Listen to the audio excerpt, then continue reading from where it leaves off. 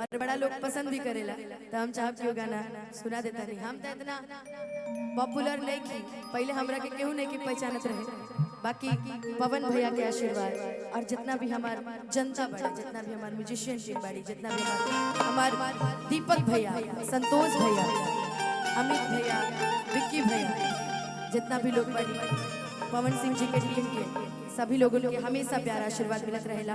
और हमारे जिद्दी भैया सभी के कोटि कोटि प्रणाम है मंच के माध्यम से।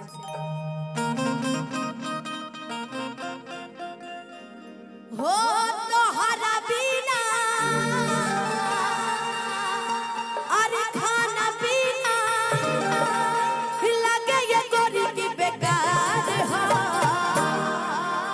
कि एगो हमर दिल हमर जान तीनों तोहार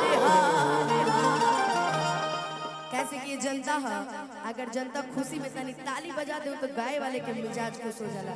कैसे कि हमनी के क्या चाहिए, कुछ ना, राउर प्यार चाहिए, राउर आशीर्वाद चाहिए, और चाहब के आशीर्वाद के साथे साथे अगर एगो ताली भी बजाई तो मजा आ जाए कि एगो हमर दिल हमर जान तीनों तोहार हमर दिल हमर जान तीनों तोहार हो। तोहरा बिना खाना पीना, तोहरा बिना खाना पीना लगे ये गोरी की बेकार हो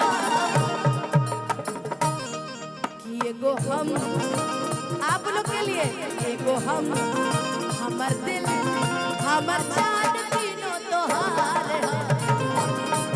हमर दिल हमर जान तीनों तोहार। तुम दिल की धड़कन में रहते हो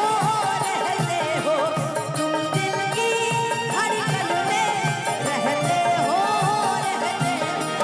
बाहों में आ जाओ, सपनों में खो जाओ।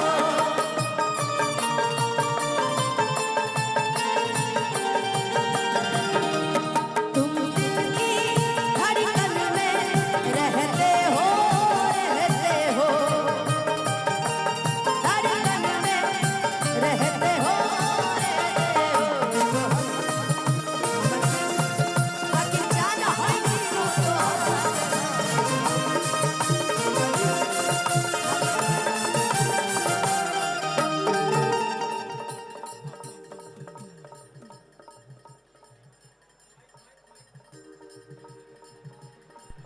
हम सबके बीच में भारतीय जनता पार्टी के क्षेत्रीय अध्यक्ष माननीय धर्मेंद्र सिंह जी, जिले के अध्यक्ष आदरणीय